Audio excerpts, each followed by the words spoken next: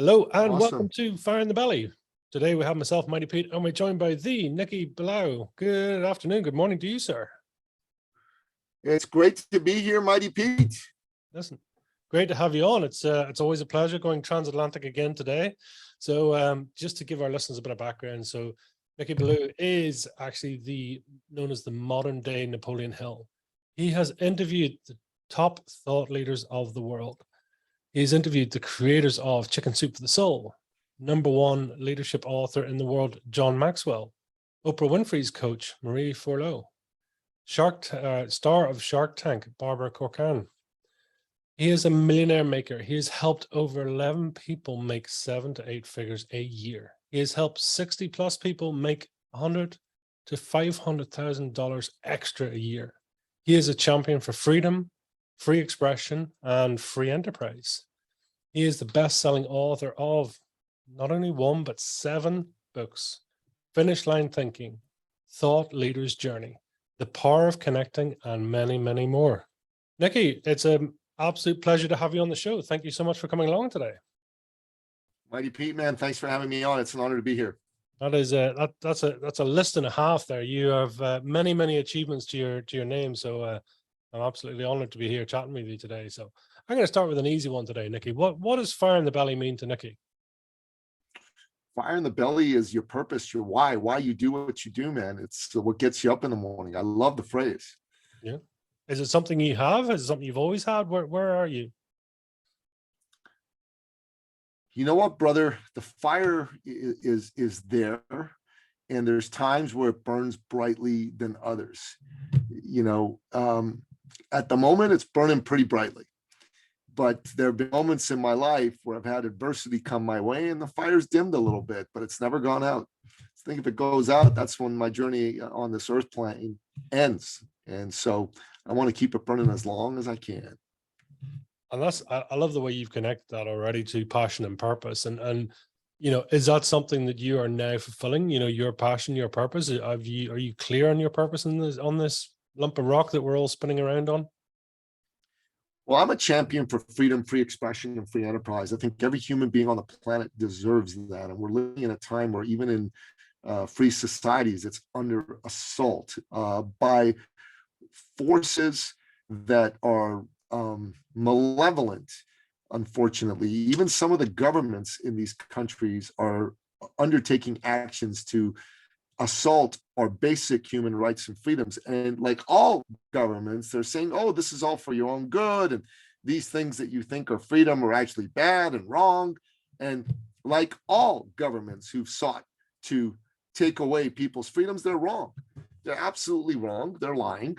And so for me, it's very important that everybody understand that our first and foremost duty living in a free society is to preserve that freedom for the next generation. You got to fight against those forces in and out of government that are trying to take our freedoms away.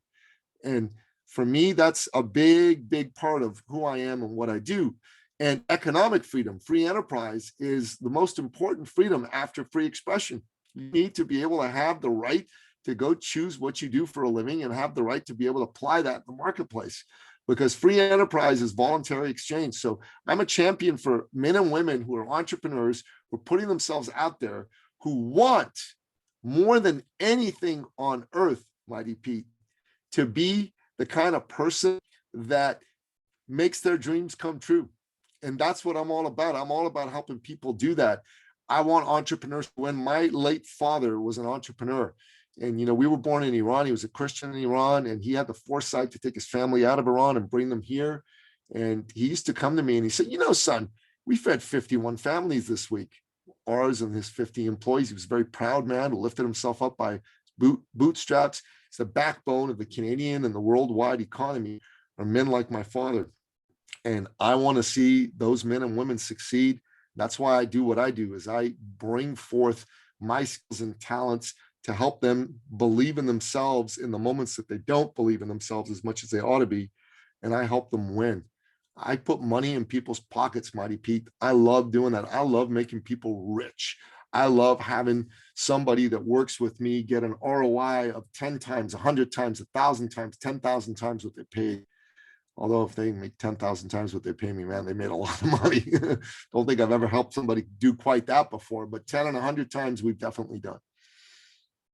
What, I mean, well, a couple of things there, really. The first thing is, how many people do you think, or what percentage, I know it's totally unscientific, but how many people do you really think get to know their purpose and their passion in life? You know, because I kind of get a feeling Fewer than 10%. it's Fewer a than privilege 10%. for you, right? Yeah, it is, sadly. Why? You know, people are being told to be sheep, to not think for themselves. There's a media narrative that wants you to think a certain way. There's a government narrative that wants you to think a certain way. And, you know, over the last 50, 60 years, they've assaulted traditional manhood and masculinity in society as well. And they've said manhood's bad, masculinity's bad. That's the furthest thing from the truth. Masculinity is what built the world. Masculine men did that. Hey, there've been great women that have been a part of that journey too, but no one's going to deny that, you know, the world today has been built by men who fought and died for our freedom primarily. Now, today there's some women that are doing that too. And, you know, that's something to be acknowledged and celebrated too.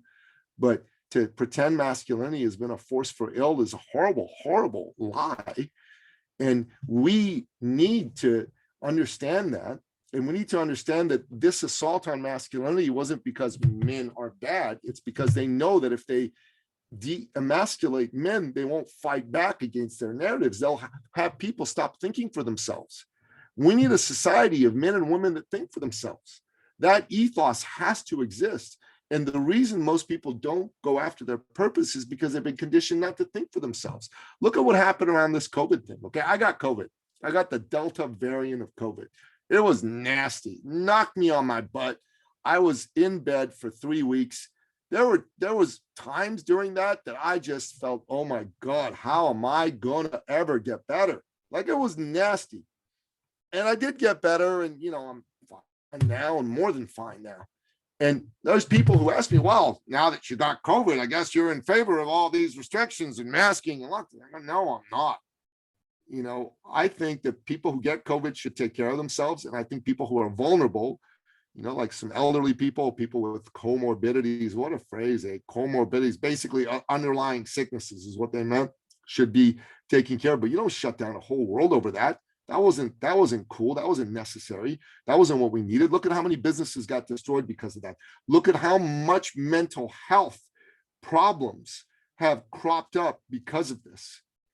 I mean, people are committing suicide at alarming rates, epidemic rates, way more than anything COVID could have caused. You know, people lost their jobs because of this. People lost their businesses because of this. And if our society had pushed back against our governments faster in greater numbers, well, maybe we could have avoided a lot of this pain. And listen, in the early days of COVID, I was masking up and not going out and seeing people because I didn't know. But once we knew the facts that, okay, this is a real thing, and it is a real thing, and it does have consequences, but its consequences are not that everybody who comes into contact with COVID is going to die, because that was not what was happening. There was no need to shut the world down. Shutting the world down is if I see you and you have COVID and I get it, I'm going to die. Then you shut the world down. But this was unnecessary, unneeded. And people came and said, oh, you don't understand, but it was, and you're a bad person. And I'm like, okay, if you think that way, you're entitled to think that way, but the facts don't bear it out. The facts are what the facts are. And as a result, if people can't think for themselves and push back against a media narrative and a government narrative, how the heck are they going to do the hard thinking that coming into contact with your purpose is going to require? I was going to say, which, I mean, it's maybe an equal proportion here, if I'm understanding correctly. I mean, is it the fact that people don't know what they want, or is it the fact that they are being, you know, they're not thinking for themselves, or is it the fact that the system is basically corrupt in a way that it's actually diverting them to a thinking in a certain ways, for example? I think all of that is true. All three of those are true, but it doesn't matter what the system does. You know, you're a child of Almighty God. You've been put here on this planet to discover your purpose and live your purpose. And regardless of what government does, you're able to do that. So what government's doing is making it difficult for people to do that. But I'm going to exhort people who are listening to this to say, start thinking for yourself. Stop listening to mainstream or lamestream media news and start thinking for you. Talk free thinkers. Let it stimulate your thinking rather than substitute for your thinking. I'm not here to tell you what to think. I'm here to urge you to think. And if you're not used to thinking, you're going to find it's hard work, right? I teach people about thought leadership, how to become a thought leader in your space. It's not followership. It's not thought followership. It's thought leadership. Well, how do you become a thought leader? You have to think. And thinking is the most difficult work there is. That's why so few people do it, right? We need to become a society, though, that seeks the uncomfortable, that seeks the hard and not the easy. Now, my favorite Democrat president of the last 100 years was John Fitzgerald Kennedy. Okay, he was of Irish descent, so we got to give you props for that, for either producing this great man. And in the 60s, he said that he wanted by the end of the decade to put a man on the moon. A famous speech he gave, and I'm going to paraphrase it, that you go watch on YouTube, and all your listeners should go watch on YouTube. And it goes something like this: we seek to put a man on the moon, not because it is easy, but because it is hard. You think about that. There was a time where men, society, sought the difficult. Today, we are living in the world and the age of convenience. And I'm the one right now, Nicky Billou, who's standing, putting his hand out like that, yelling, stop.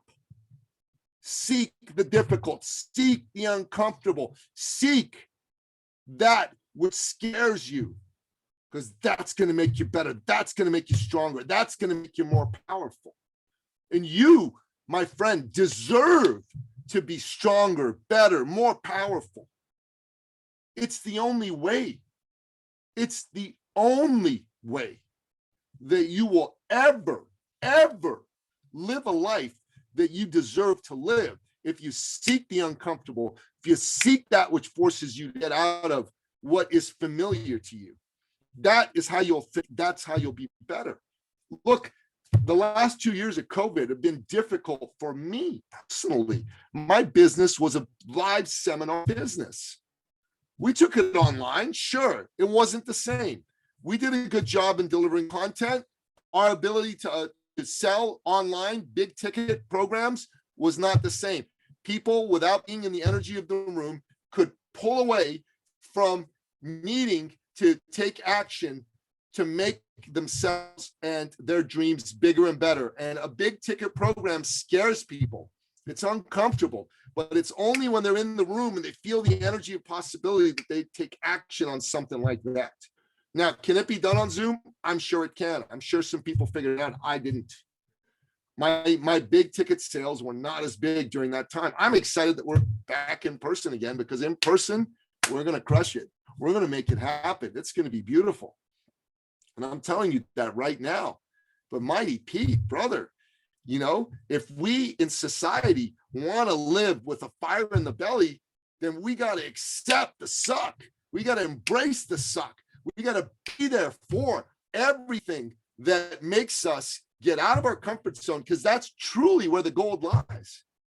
There's no other way to get the gold other than that. What happens on the other side of pain, and what is it that our body, when we get that sort of pain bump, what is it that is going on, and why do we need to push through it? Well, what's going on is your monkey mind is you stop. This hurts. This painful. You shouldn't do this. And our society is now speaking to the monkey mind. And once you get through that, that's where everything good lies. That's where personal satisfaction lies. There's a program out there called 75 Hard by Andy Frisella. It is a brutally tough program. I'm in the middle of 75 Hard. And I've definitely injured my shoulder. I may have torn it. I don't know. I'm, praying to God that I didn't. I'm still doing it. I'm still doing my workouts. I can't do upper body, so I'll do a lot of, abs and legs. I'll go for walks. I'm still doing it. Not because it's easy, but because it's hard. The other night, I came home and I had to get up at 5 a.m. and it was almost midnight and I hadn't done my second workout that you're required to do. And so I said, okay, I'm going to go out. I'm going to walk. And I did. I walked. I was tired. It wasn't a hard workout, but I moved for 45 minutes. I kept walking back and forth. And then it was done. And I went to bed satisfied that I'm a man. I'm a masculine man who did what he said he was going to do when he didn't back out like a freaking wuss. You know what I'm saying? I love it. I love it. That's the sort of passion. And for you, do you find you have to actually set yourself up for that winning formula to get past the voice in your head, to get past your own limitations, to get past your own truth, if you like? That's absolutely key, do you think, to mastering yourself? Yeah, man, that monkey mind is always chattering. Steve Pressfield in his magisterial book, The War of Art, said that there's this thing inside of all of us called resistance with a capital R. And resistance rears its ugly head whenever you set a big task for yourself. It'll tell you, oh, you don't have to do this. You can slack off. You can blah. And what he has to say is, screw that. Screw that. Right? You got to fight resistance every day, but it's never one and done. Resistance is always there. Mighty Pete, resistance is always there. It's always going to try to knock you off course. So how do you win in a situation like that, brother? You can only win if you recognize that it's there and that you continue on and you don't let resistance win. Well, what is this past 2 years, the pandemic, what's it taught you? What have you learned from it? What's the lesson? Well, the big lesson is that I need people and I love people and we all need people. Social being, man, being away from people has been hard for me. So that's one thing it taught me, is the necessity of being around people and the people that I love, like my sons, my lady, my mom, my late father. Man, those are the most important people. And I want to be around them most of all. Second thing it taught me is, I got to embrace the suck more. Get better at that. That's my job. First of all, where do you find yourself in flow state? From what you're saying, it's when you're with people, when you're either on stage, you're performing. Is that the place of your flow state where you get your greatest creativity? Yeah, definitely. When I'm exercising, I also am pretty creative. When I'm writing, I'm also pretty creative. People who give me energy give me a ton of creativity and power as well. There's a variety of different things that can cause that for me, man. Going for a walk. In Toronto right now, the weather's really beautiful. Going for a walk on the beach, and I live near the beach on a day like today. That's fantastic. It's quite the privilege, right? To be able to do that, to be able to reflect in that way, to be able to do it. And that's, do you think that these are the traits of thought leaders? These are people that actually take the time to reflect, to think, to take time out for themselves? Absolutely. You can't be a thought leader if you don't take time out to think. It's one of those things, isn't it? I suppose the real thought is done. Whether it's visualization, meditation, taking the time for you, right? That's the genuine thought, isn't it? As opposed to slogging it out in an office or going through. But what, do you find meditation and visualization, etc., are all key to your own expansion, your own creativity, your own sort of discovery of self? I need to meditate more, brother, than I currently do. There was a time where I meditated regularly. So that's one of the areas where I got to get out of my comfort zone and make it happen. But yes, for me, reading does that as well. And exercise, walking in nature, all that really is top notch in terms of getting me to the next level. Yeah. Wow. So tell me, take me way back. What was Nicky's real first intention when you were growing up? What did you want to be when you grew up, or initially? I've always wanted to be a writer. I love books. I love writing. And, when I was younger, I also wanted to join the Iranian army and become a general. That didn't end up happening. When we moved to Canada, I just didn't feel Canadian enough to want to join the military at that point in time. But I got to tell you, Canada is a great country. It'd be a different story now. I understand what makes this country great and unique right now. But writing's always been the thing that's been top of mind for me. I like getting up and speaking too. So that's why I like doing podcast interviews like this. I like getting on stage. It's awesome. What is it about writing then? Because I mean, you have, is it a total of 7 books now you have? Either they've already been published or about to be published? They're all published. I've got an 8th book coming out actually right now. Wow. And I've written a 9th novel, which I just got to get it out myself. And I'm working on a 10th and possibly an 11th as well. So book writing is fun for me, man. I enjoy it. It's good stuff. Now I gotta really put more attention into book marketing and book selling too, because those are important things to do as well. And those are some skill sets I have yet to master at the level that I want to master them at. But book writing is just good times, man. It's amazing. I mean, through your podcast, that you've had a chance to speak to some of the greatest authors in the world, some of the great thought leaders. And I suppose what has that taught you? And I mean, what have you learned as a common thing from guests on your show? That's a fantastic question. So number one is these are all originals. They're part of what Steve Jobs called, here's to the crazy ones, the misfits, the visionaries, the round pegs and the square holes. These are those people. They think for themselves and they come up with really cool ideas that they want to share with the world. So that's one thing that I've learned is I got to do a lot of original thinking, and I got to constantly be going out there and learning from other people. It's what you learn from other people that'll resonate with you that then becomes your own. And I think that's really, really important and powerful. Secondly, you can do it, man. You can become successful. You can become a 7-8 figure person in this industry. That's another thing those folks taught me. It's a beautiful thing. And the way to do it is just keep working, keep moving forward, keep coming up with new ideas and keep finding ways to inspire people. Like, me coming on your show, if one person listens to this and goes, wow, I love what that guy had to say, then, that's fantastic. I reached that one person.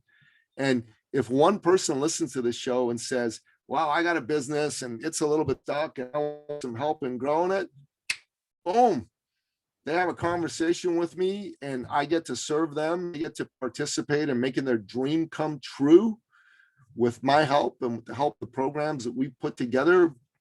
That's fantastic, man. That helps me grow my business. That helps me grow my impact. That helps me grow my influence. So that to me is what's exciting. Are they core values for you, soul values, if you like, whatever you want to call them? I mean, is that that impact, that service to others, right? Impact, influence, income, brother. The 3 I's. I3. Wow. Impact, influence, and income. Yeah, actually, I'm about to say I4. Impact, influence, income.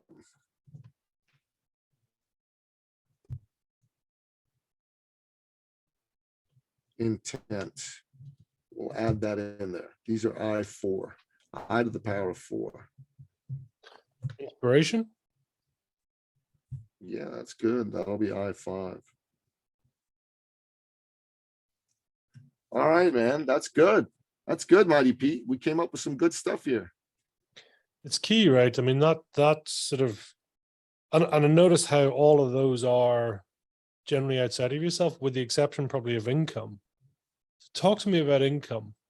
Should we all be delving to be as rich as we possibly can? Absolutely. You're in a free market society, and that's your job. You should make money. Making money is a way for you to be free And it's very important to be free. And those people that say, I don't care about money, well, then you don't care about freedom, because without money, you can't be free. That's just the reality of the world that we live in, and will always be the reality of the world that we live in. And secondly, you need money to take care of the people you love and take care of yourself and have fun and enjoy yourself and buy toys and buy experiences that are magical and amazing for you and the people you love. And it's amazing. And taking care of you is very important. Anybody who says, no, that's not important and it's not about money, bullshit, it's not about money. Of course it's about money. It's about other things too, but it is absolutely about money. And those people who think, no, I'm not doing this for the money, then really? Then I suppose I can stop paying you, right? You'll do it for free? You know, it's ridiculous. What a crazy, insane, ridiculous statement for anyone to make. I think it's a virtue signaling leftist BS statement. I'm not doing this for the money. Of course you're doing it for the money. That doesn't preclude you from doing it for other reasons too. Because you're in business to make money. Take care of things, take care of business, take care of people. And money also is a good way to measure your impact. Because if you're making a lot of money, that means you're helping a lot of people. So there you go, man. Income rocks, man.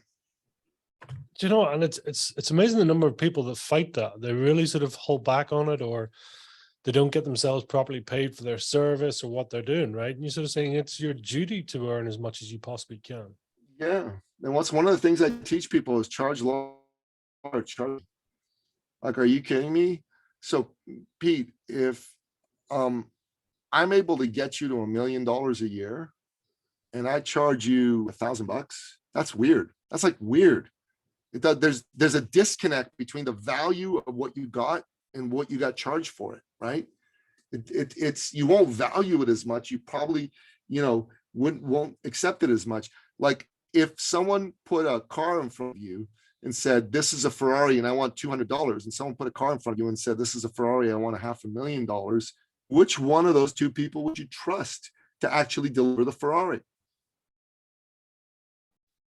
Answer. Which one would you trust? It's the $500,000. Of course, because when you charge large, people trust that you are going to deliver large. When you don't charge enough, people don't trust you will deliver that. If you don't get what you should get, you won't give what you should give. Write that down. If you don't get what you should get, you won't give what you should give. Period, full stop, end the story. It's paying to play, right? The more you pay, the more you play. You got it, man. Mm. You got it. Like, hey, I'm a knife collector, okay? This here is one of the knives in my collection. It's designed by a Green Beret named Tu Lam. It is a Spartan Blades knife, the Ronin Shinto. It's kind of in the Indonesian kukri style. It's made with S45 VN steel. This is not a $10 knife. You understand me? Yeah, it's a nice knife. Yeah, it's a very nice knife, right? I am thrilled that I paid, I forget, $400, $500 for it, right? That's a good knife. That's a great knife. And a $10 knife is a piece of crap that after a few uses, you'll toss. I want to pay for these knives. And I want people to pay when they work with me. If I'm going to make you a millionaire, you owe me at least $100,000 for that. That's the way I see it. It's investment in self, isn't it? Are you investing in the business? Are you investing in self? Are you investing in your future? What is it, the investment going toward, do you think? The number one investment you have to make in your business is in yourself. If you are not investing in you, then you are not somebody who is going to be able to grow. And if you don't grow, your business won't grow. Robin Sharma, who I used to coach when I was a fitness trainer, said, if you ever want to double your income in any given year, triple your investment in personal and professional development. Triple. So if you spent zero on it, I guess, well, don't triple it, spend something on it. But if you spent $1,000 last year, spend $3,000 this year. If you spent $10,000 last year, spend $30,000 this year. I just invested in something that's allow my company to garner leads using AI from LinkedIn. Now, it may not work, but I like the idea of AI finding me leads. You know what I'm saying? Mm. It's like I got a virtual assistant for a couple grand, and that virtual assistant is going to find me leads. I love it. I'm glad I made that investment in my professional development, right? And I'm also going to learn personally, so there'll be some personal development, how to utilize this system. Love it. And it's also making me think about how to automate the process of bringing leads to me, because that's something that I have not, I've been afraid of it. I've been thinking, I've had a limiting belief that it's not going to work and I shouldn't try and I should do the things that I'm familiar with. And I know the things I'm familiar with are great and they have worked, but they're not going to work for me to scale. I am looking to at least 10x my business. Mighty P. If I'm going to 10x my business, I got to do things differently than what's gotten my business to X. That's key, right? That is key. It's getting us that, as you say, that 10x, it's the thinking different, because if you don't think different, then all you're going to do is get, yeah, you're going to achieve a little bit more, but it's only ever going to be 5, 10, 15% more, right? You've got to get out of your own way. And how do you do that? Is it a, you know, do you change your environment? Do you read more books? You know, you're saying investing more in your own personal development. Is that what it is to get the newer version of you, the updated Nicky 2.0, you know, get that cracked out of the box and get them up and running? Look, I read books all the time. I listen to podcasts all the time, but I invest in mentoring and coaching. I got 4 coaches right now. Right. And I just hired a 5th one for this LinkedIn AI thing, although it's mostly an AI thing. There's a little bit of coaching, but you got to invest in mentoring and coaching. You got to invest in learning. Like a $20 book's great. Like my book, The Thought Leader's Journey, everything you need to know about how to grow $1 million a year practice is in that book. Everything. That book costs $30. I don't know a single person who's bought that book and gone ahead and turned that $30 into $1 million. I know a few people who've got that book and, you know, maybe done one thing in there and made like a $5,000 or $10,000 sale, but that's about it. If they want $1 million, they need to invest in my program. They need to be thinking to themselves, I'm going to put in 10 grand and then I'm going to up my investment to 50 and 100, because that's what it takes to get to $1 million a year. Now, Mighty Pete, I'll ask you a question. If I were to put a program in front of you that had an 83% chance of adding anywhere from $250,000 to $2 million a year to your business, would you be willing to invest $100,000 to make $250,000 to $1 million a year? Not one time, a year. Would you be willing to do it? Yeah. If you believed it had an 83% chance of getting you that result. If your answer was anything other than yes, you're not a serious business person. You're a dabbler, you're a hobbyist, right? And there's nothing wrong with being a hobbyist, but stop pretending you're a serious business person. Serious business people want results, want them today, and are willing to invest time, money, and brain power to learn how to do it. That's why you're in business, because you're serious about success. Well, what in your view is the most common thing that holds people back? What I just said, a lack of seriousness. A lack of seriousness. They tell themselves they want to be rich, they want to make money, they want to, you know, have an impact, but they're lying to themselves. They're not really committed to it. It's in the realm of wishful thinking. It would be nice. I'd really like it. It'd be awesome. But it's not in the realm of this shall be, no matter what. When you were a little boy or a little girl, when you were a little boy, and you were crawling around, you had a goal. That goal was to walk. Now, at that age, I'm sure you don't remember, but do you think your thinking around that goal was, you know, well, I'll give it a shot, but if it doesn't work out, you know, then it doesn't work out. I'm fine. Was that your attitude? You just kept going, didn't you? You were going to walk. You were going to walk. And you had a mentor around you, your mom and dad, that were going to make sure you were going to walk.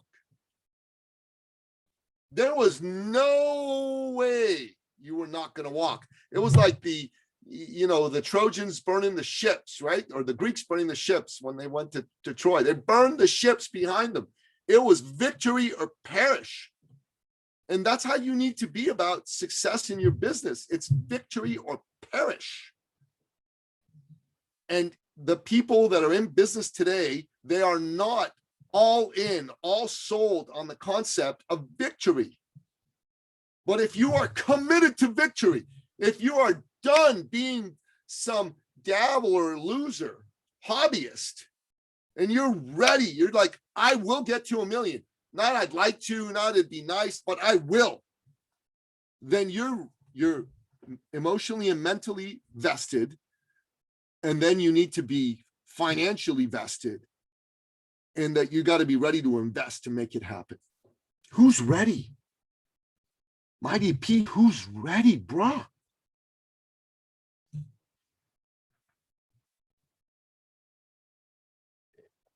Does it come down, is it the goal setting?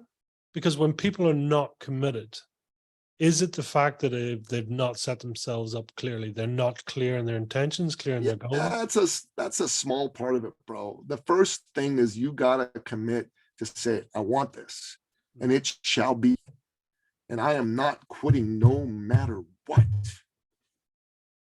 No matter what.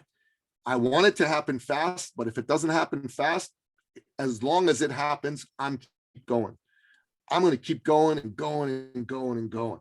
Without that decision, nothing else matters. Once that decision's made, then everything else will line up, including goal setting, intentionality, etc. But first, it's I'm in to win.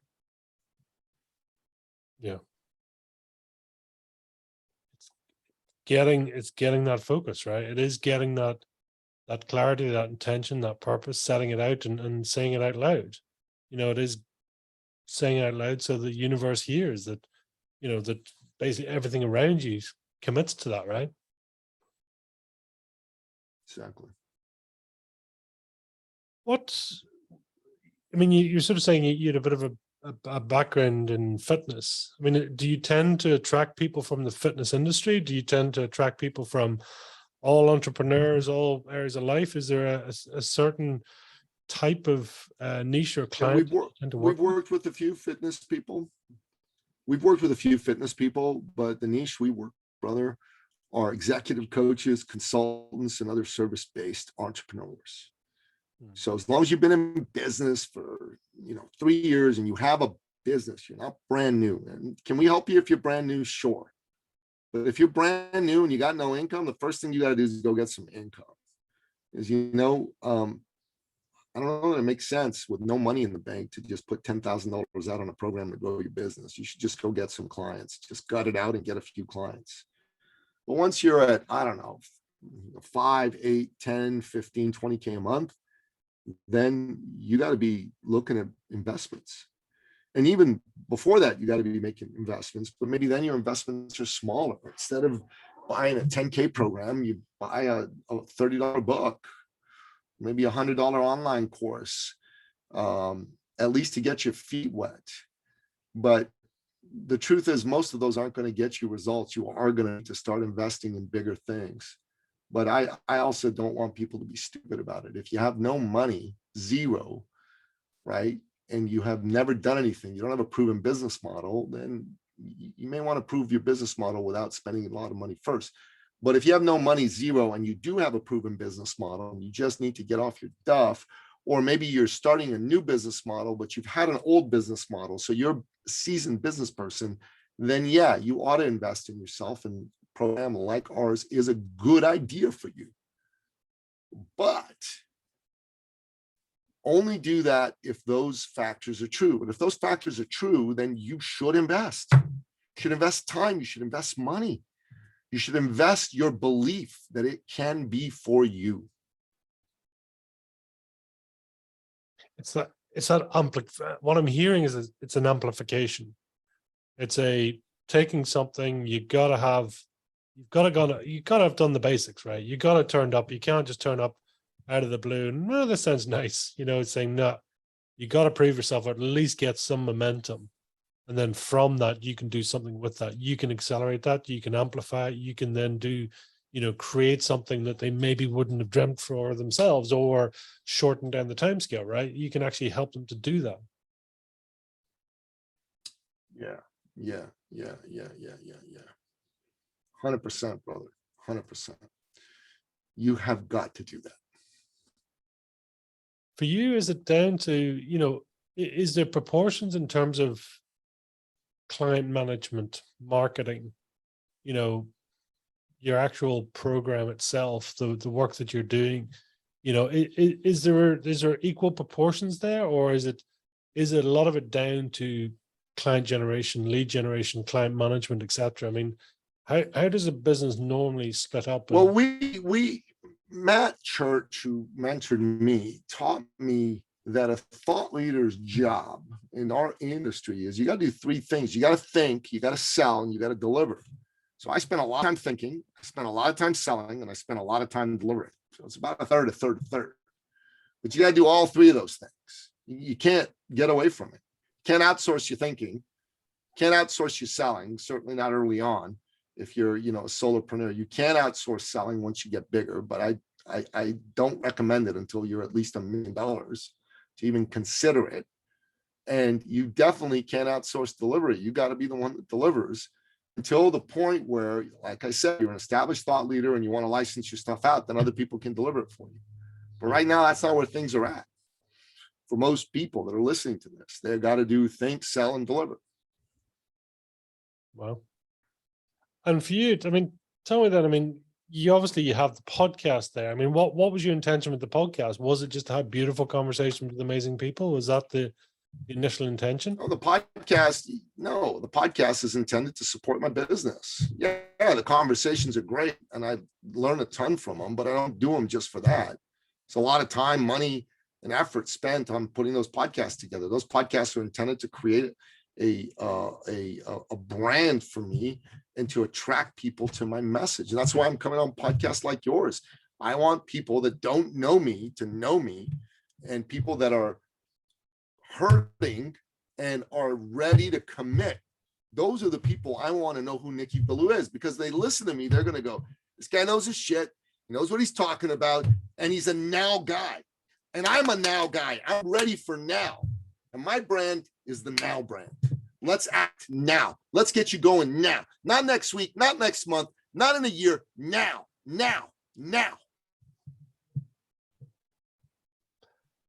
And is that the key to unlocking the humans? We're just predictably distracted, predictably. If you're interested in success, you need to be a now person. If you're interested in continuing to fail, then don't be a now person. Okay, there's a story of Napoleon Hill. You know the story of Napoleon Hill, how he came to be Napoleon Hill? Do you know the story? Let me tell you the story, Mighty Pete. So Napoleon Hill was a newspaper reporter when he was a young man, and he was asked by his editor to go interview the world's richest man at the time, Andrew Carnegie, right? A Scotsman who'd emigrated to the United States and built a huge steel empire. And he interviewed him. He had 3 hours and he interviewed him, and the interview went great. And he said, "Thank you, Mr. Carnegie." And Mr. Carnegie said, "Mr. Hill, would you like to spend the weekend at my estate? I'd like to keep speaking to you further." What would you do if the richest man in the world asked you to spend a weekend at his estate today, Mighty Pete? What would your answer be? It's a done deal, right? Of course. Would it matter if you had other things on the go, or would you put those aside? You do whatever it takes. I'm asking you, Mighty Pete, would you do whatever it takes? Yeah. Good. That's a good answer, because that's what Napoleon Hill did. And over the weekend, Andrew Carnegie asked Mr. Hill a lot of questions, and he also shared with him his philosophy of success. And Mr. Hill was very, very taken by that. And he said, "Mr. Hill, I have a proposition for you. How would you like for the next 20 years to research and bring my philosophy of success to the world? I will not pay you a stipend, but I will give you letters of introduction to the 500 most successful men and women in the United States. Would you be willing to undertake this task?" God damn. What do you think Napoleon Hill did? Did it all. No, specifically, what did he do when he was given that proposition? Did he take it or did he turn it down? Yeah, he took it. He took it. Yes, but you know what he did not do? He did not tell Andrew Carnegie, I will get back to you, sir. It took him 31 seconds to say, yes, I'll do it. The rest is history. Napoleon Hill wrote the best-selling book of all time on personal development, Think and Grow Rich, and has changed millions upon millions of lives. Now, 20 odd years later, he went to see the great man once again, just before he passed. And Mr. Carnegie said, you know, you don't know this, but I had a stopwatch under the table when I asked you if you were going to take this on, and I'd given you a minute to make up your mind. And you made up your mind in 31 seconds. And if you had taken longer than a minute, I was going to withdraw the offer. And I'm like, wow. And Hill said, wow. He said, why do you think I do that? He says, well, it's because the successful make up their minds quickly. They are now people. They are not, I'll get back to you, I'll think about it, I'll let you know people. They are now people. If anybody listening to this really is serious about success, become a now person. Get all the facts and to make a decision. Now, if you don't have the facts, you can't make a decision. So it's incumbent on you to get the facts, but you should even get the facts now. And you should say, yes, I'm in, or no, I'm out now. If you don't do that, Mighty Pete, you're a loser. You'll always be a loser. Andrew Carnegie had given this offer to 4 of the most eminent educators in the United States before he gave it to this unknown newspaper man. They all said, I'll get back to you. Guess how many of them got back to him? 2 out of the 4. The other 2 never did. And those 2 got back to him much later than they said they would. And their answer was inevitably no, because time and distance took the power of their dream away from them. Their dream died when they said, I'll get back to you. When someone says, I'll get back to you, they're saying, my dream is dead. Pay no attention to it.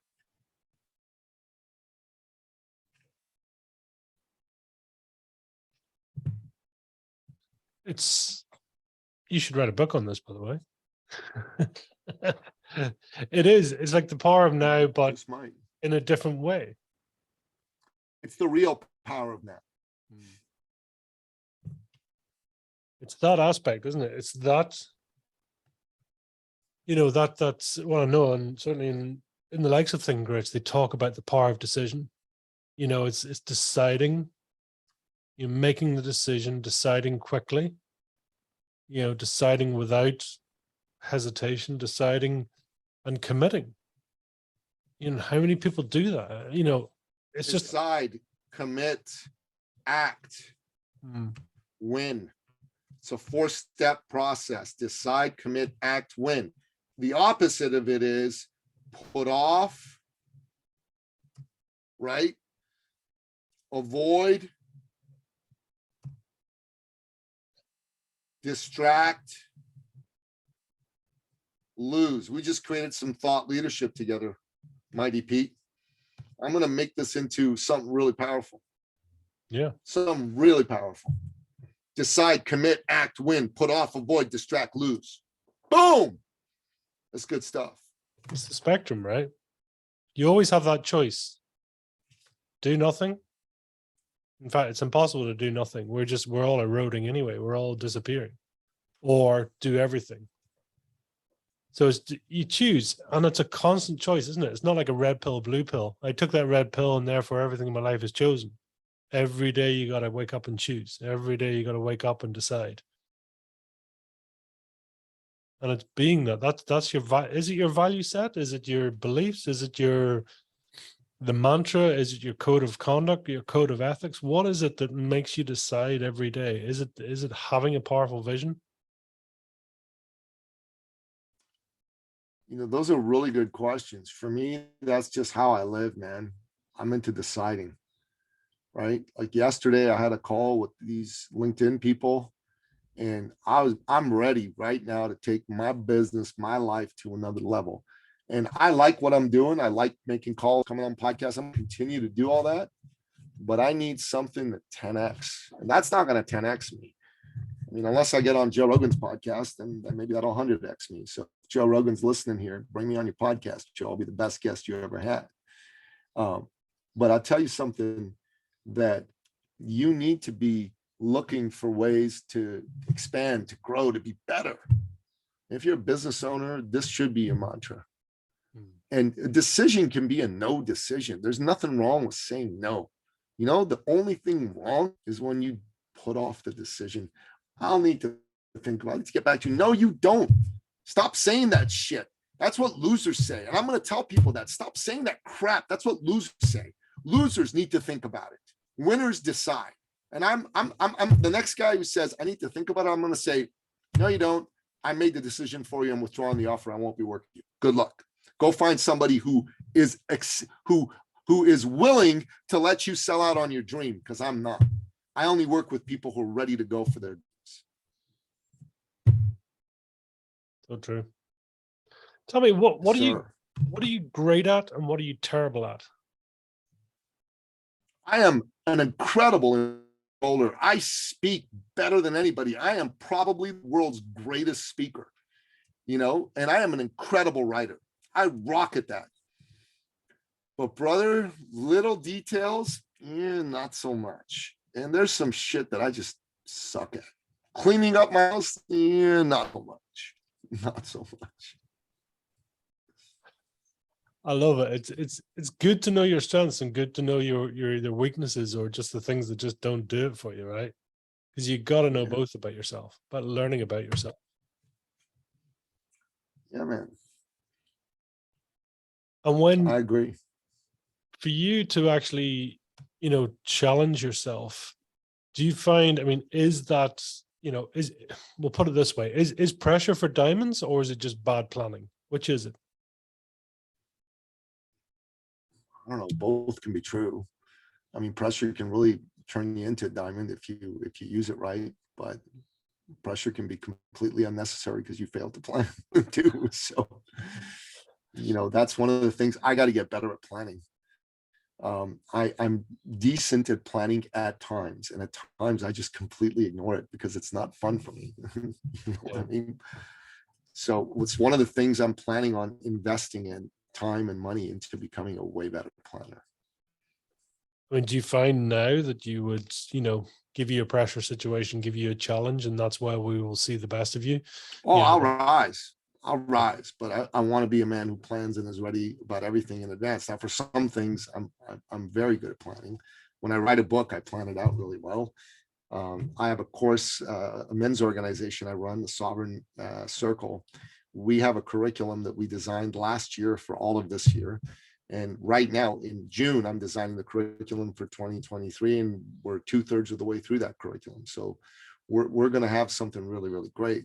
And that's pre-planned. But there's other things I got to get better at, man. I got to pre-plan my lead generation and sales efforts, thinking through how to make them better. And that's something, that right now I'm kind of sucking at planning that. I'm okay at executing, decent at executing, and better than decent at executing, but my planning's got to go from like a 4 out of 10 to a 10 out of 10. And I know that'll take me to the next level in life and in business. I'm intrigued. You mentioned that you've 5 mentors on the go with your LinkedIn AI side. I mean, what do different mentors do different things for you, or is it the character that brings out certain strengths in you, or is it different sectors? I have, they're for different things. I have a mentor who works on, helping me meditate and manifest things. I got a mentor who's my primary business sales coach. Got a mentor around health and fitness. I've got a mentor around relationships. So, I got all kinds of mentors who give me mentorship in all kinds of areas. That's powerful.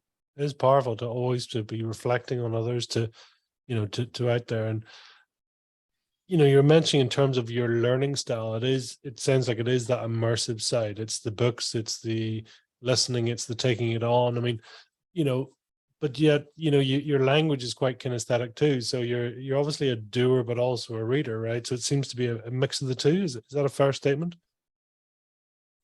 It's a very fair statement, mate. Very fair. Yeah. What's the nicest thing somebody could say about you? That I care, that I give a good gosh darn, because it's, my self-image is I'm a man who cares, and I like it when people notice that. Hmm. And who's been the sort of inspiration in your life? Who's been the is there anyone in particular that's always stood up or always been out My there for father, you? my father, greatest man I've ever known. It's a man who literally gave the shirt off his back to his employees, people. He's bought people cars, apartments. He gave till it hurt. He sought to uplift everybody around him, his family, his kids, his wife, his mom, his dad, everybody, strangers. This is a great man. This is the epitome to me of what a man and a great man ought to be. He wasn't perfect, but on balance, he was awesome and awe-inspiring. Powerful habits, right? Powerful values to be of service to others and to be giving. Thanks, brother. It's a huge difference. What does the future hold for you then? Yes, sir. Brother, right now where I'm at is I'm looking to do two things. I'm looking to grow our business, and I'm looking to grow our tribe of entrepreneurs, heart-driven entrepreneurs who are looking to make a difference in the world and are looking to live life as the best version of themselves. That's very important to me. And grow my men's organization. We're at 20 odd men now. I want to get to 50 and 100 and 1,000 and 10,000 and 1,000,000. And I've got two sons. I'm looking to raise them to be good men. One's 14, one's 16. And, future's bright for them. I'm in a relationship with a fantastic woman. Want that to continue to grow and be great. Want to be a good son, a good brother, good cousin, good uncle. Those are the things that are important to me, and I want to continue to be healthy and fit. Got a little injury in my upper back near the neck area. I want to deal with it so I can get back to exercising fully and completely. Those are the kinds of things that the future holds for me, man. And I got more books coming out. I got another book coming out right away, and I've got 2 or 3 other books that are on the horizon, man. So I'm excited. And if I write this book, The Real Power of Now, which I'll do, that'll be cool too.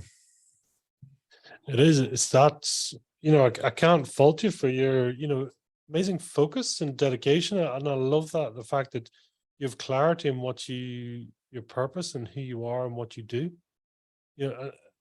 Does that just come naturally for you? Is that years of practice, years of just, being the power of now, being in that absolutely, let's get it, let's do it, let's go? This is how I live, man. I think that we're here on this earth to live, to love, to grow, to contribute. And for me, this is natural. I don't consider it to be difficult. Yes, for some people it is difficult. And if anyone wants to get better at this, just like anything, you got to practice. You got to practice and you'll get better. That's how it is.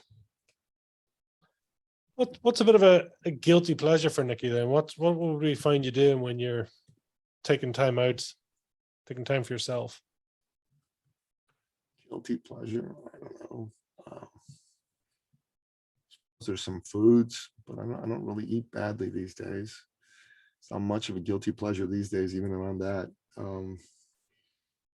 I like bread and cheese. I'm not eating much of it these days, so that would be a guilty pleasure.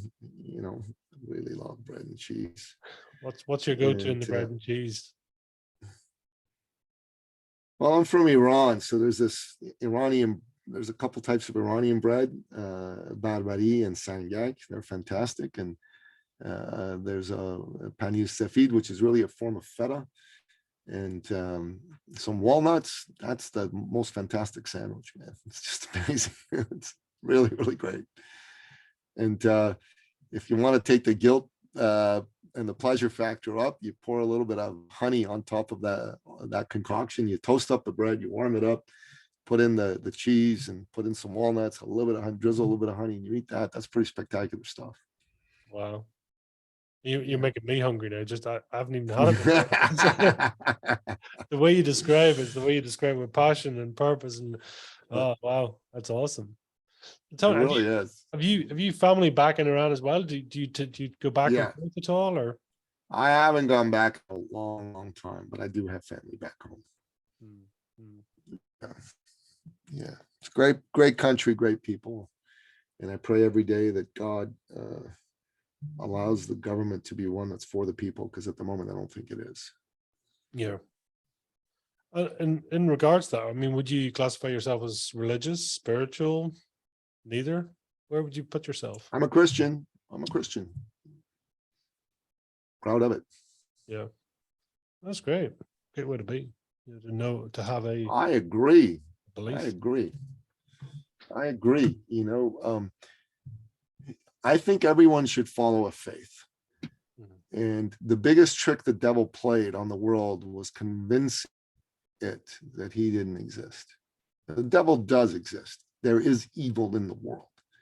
And you need a moral compass. And yeah, there was a lot of religious institutions that were run by people that cared more about themselves and their power than the people. But in general, religion has been a force for good. Christianity, Islam, Judaism, Hinduism, Buddhism, all forces for good. And I think more people should take on a religious faith and go out there and practice it in the world. That'll make them better. That'll make the world better. And we got to watch out against those people who want to take out all faith and all belief in God and religion from the world, because those people don't have your best interest at heart. They want to make the world a worse place, one where you're more easily controlled. And screw that. Screw that. So those people, I mean, do you think is that nature or nurture? Do you think they're just born that way, or do you think it's something has happened in their lives, or something? I have no idea, brother. I really can't say. I'm not an expert in that arena. All I know is that we are living in interesting times. Yeah, you want to love your enemies. I believe in that. But you also need to fight your enemies and beat them. So. For you then, and leisure and pleasure, what do we find you doing in downtime? Is it, your man up a mountain in the sea? Where would we find you? Reading books, man. Watching movies. Another guilty pleasure of mine is binge watching Yellowstone. Stuff like that. What a great show, Yellowstone. Really, really terrific.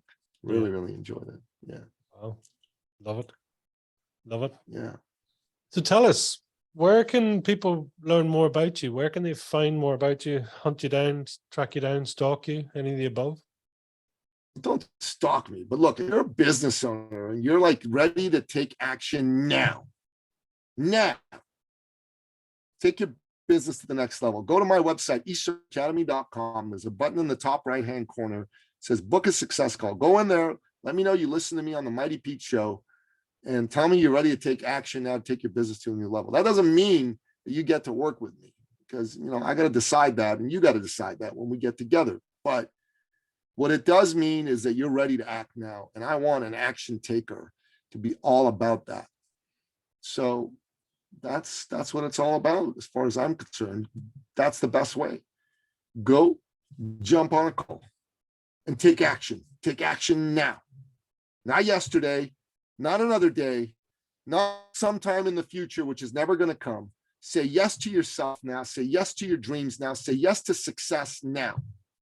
And do that by going to eastcircleacademy.com, push on the button in the top right-hand corner that says book a success call now, or just eastcircleacademy.com/appointment. Both will take you to the same place. That's the thing to do. eastcircleacademy.com is my main website. You can go Google Nicky Billou. You can go DuckDuckGo Nicky Billou. You can go on Amazon, check out my books, and the podcasts are there, and listen to all that. And if that's what you want to do, knock yourself out, go do that. But I'm talking to that person who's ready to act now. That's the one I want to take action and jump on my calendar. Let's make that happen right away. Well, awesome. Is there a final message you'd like to leave with our listeners today, Nicky? Stand up for freedom, think for yourself, and act now. Yeah. Powerful. Powerful. Nicky, it's been an absolute pleasure having you on today. Thank you for your time. Thank you for your energy, your spirit, and really coming along and sharing. We appreciate that. And listen, you've amazing, great books there for people to read. You've got a great opportunity for them to contact you, and so many nuggets and insights there. So thank you. Thank you for what you do. Thank you for your service. And listen, I've no doubt we'll hear more from you. So thank you very much, Nicky. I appreciate you. God bless you, Mighty Pete. It was an honor to be here on your show. Thank you.